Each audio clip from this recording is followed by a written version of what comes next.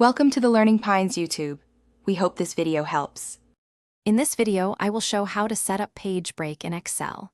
Select the row or column where you want to break, then use Page Layout Breaks Insert Page Break, or go to View Page Break Preview and drag the blue lines to adjust printable areas.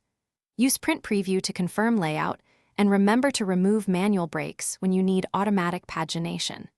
This works for rows and columns of any size.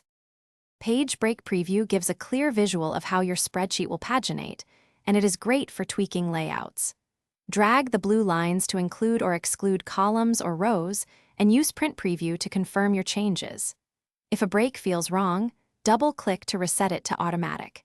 Keep margins and scaling in mind to avoid cutting off important columns or headers when printing.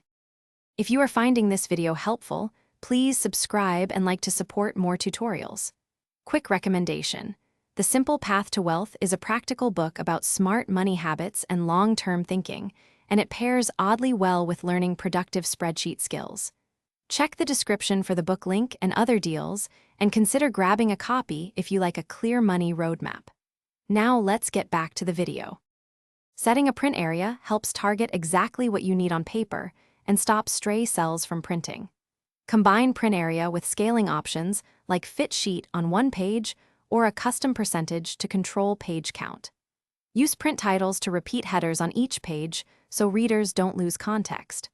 Always check margins and orientation in Print Preview before finalizing to ensure everything prints as intended. Thanks for watching. Consider subscribing if we helped you.